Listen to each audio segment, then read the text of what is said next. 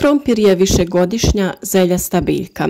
Uzgaja se svugdje u svijetu i ima svoje određene zahtjeve prema temperaturi tla, njegovoj strukturi, prihrani i obradi u toku uzgoja.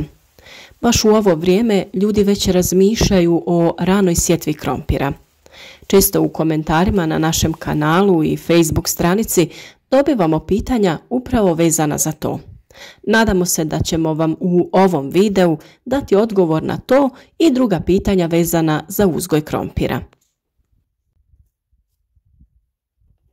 Postoji određeno vrijeme kada se svi pogodni uslovi ostvaruju kako bi se pristupilo sjetvi, no dosta je toga na što se mora obratiti pažnja.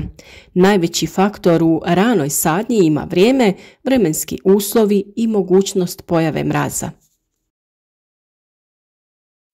Ovo je prvi video na temu krompira u novoj sezoni uzgoja, a u narednom periodu obraditi ćemo i svaku temu posebno, vezano za naklijavanje, pripremu sjemena i sl.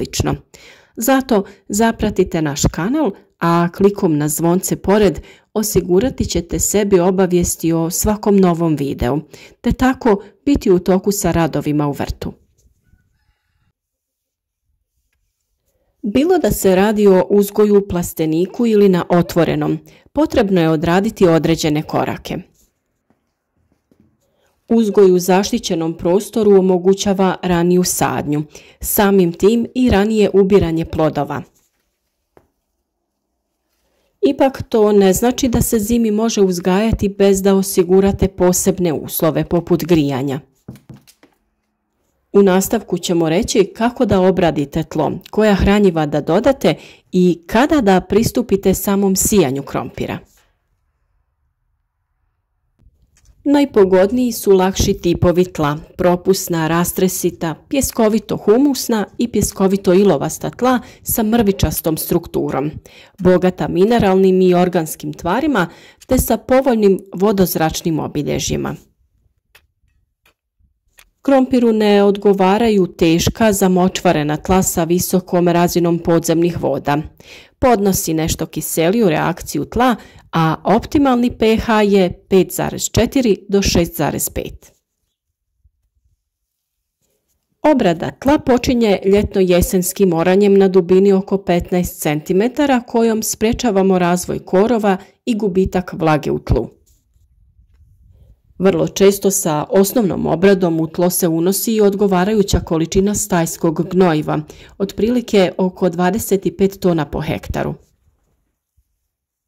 Obrada mora biti kvalitetno obavljena jer omogućava i brzo klijanje i razvoj korijena, što je uslov za ravnomjerno nicanje gomolja.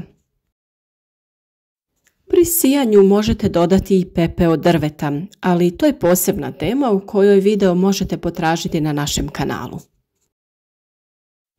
Za dobar prinos ranog krompira gnojidbom je potrebno dodati otprilike oko 100 kg dušika, 120 kg fosfora i 160 kg kalija, a za dobar prinos kasnog krompira gnojidbom je potrebno dodati oko 150 kg dušika, 150 kg fosfora i oko 250 kg kalija.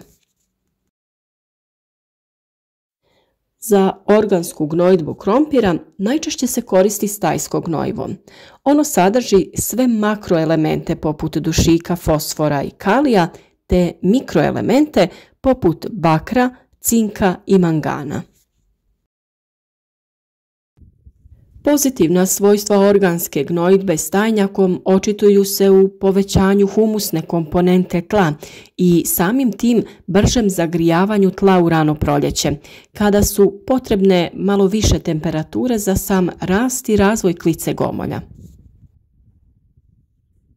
Mineralna hranidba krompira je također nužna nadopuna organskoj gnojidbi, a temelji se na ishrani biljaka dodavanjem 3 osnovna makroelementa NPK, dušik, fosfor i kalij, i manjim dodatnim količinama drugih tvari. Svaki od tih elemenata povećava urod samo kada su ti elementi u uravnoteženom odnosu. Najbolji odnos NPK hranjiva za krompir jeste 10-10-40. Krompiru odgovara temperatura bez velikih kolebanja tokom vegetacije kao i za vrijeme zimskog mirovanja gomolja u skladištu. Minimalna temperatura zemljišta pri sadnji mora biti između 6 i 8 stepeni. Stabljika sa lišćem smrzava se na -1 do -2 stepena. Optimalna temperatura za rast gomolja je između 17 i 20 stepeni. Na višim temperaturama formiranje gomolja i prinosi se smanjuju, a na temperaturi višoj od 30 stepeni rast gomolja potpuno prestaje.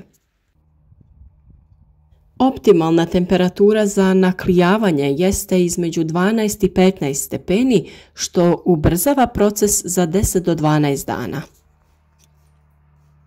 Krompir je biljka umjereno vlažnog podneblja i pri nedostatku vode dolazi do smanjenja prinosa i kvalitete samih gomolja. U sušnim razdobljima preporučuje se provesti navodnjavanje nasada. Plodored je jedan od osnovnih načela proizvodnje krompira. Krompir dobro podnosi monokulturu, ali kako bi se izbjegla pojava bolesti i štetnika, na isto mjesto može doći tek nakon 3 do 4 godine. Najbolji predusjevi za krompir su lucerna, crvena djetelina, djetelinsko-travne smjese, grašak i lupina, dok su žitarice nešto nepovoljniji predusjevi. Za postizanje većeg i kvalitetnog prinosa preporučuje se proces naklijavanja, o čijoj važnosti ćemo posebno govoriti. Što se tiče same sadnje, potrebno je odvojiti zdrave neoštećene gomolje mase otprilike oko 50 do 60 grama. Veličina gomolja određuje i način sadnje, to jest razmak sadnje između redova i unutar reda, kao i dubinu sadnje. Gomolji se moraju prerezati tako da na svakom odrezanom komadu imaju oko 2 do 3 okca. Ako su ti prerezani komadi manji, onda se oni sade na razmak unutar reda od oko 25 cm. Oni srednje veličine na razmak od oko 30 cm, a oni najkrupniji koji su veličine oko 60 mm sade se na razmak od oko 45 do 50 cm. Vrijeme sadnje ovisi od tipa tla, području uzgoja i vremenskim uslovima godine, te da li se uzgaja na otvorenom ili u plasteniku. Optimalan rok za sadnju krompira u ravničarskim predjelima je od sredine marta do početka aprila, a u brdsko-planinskim predjelima od početka do kraja aprila. U plastenicima, sa druge strane, sijanje se može obaviti čak i do mjesec dana ranije, ukoliko se naravno ispune već navedeni uslovi. Dubina sadnje ovisi o tipu tla, klimatskim uslovima i krupnoći sadnog gomolja. Uobičajena dubina sadnje je od 8 do 12 cm, tako da je gomolj pokriven slojem barem od 5 do 6 cm tla. Količina gomolja za sadnju ovisi o njihovoj krupnoći, obliku i vegetacijskom prostoru. Mjere njege nasada tokom proizvodnje su međuredna kultivacija, zagrtanje i zaštita od korova i bolesti. Osnovni cilj međuredne kultivacije je osigurati biljci što bolje vodozračne odnose, prohranjenost tla i uništavanje korovskih biljaka koje se pojavljuju nakon sadnje.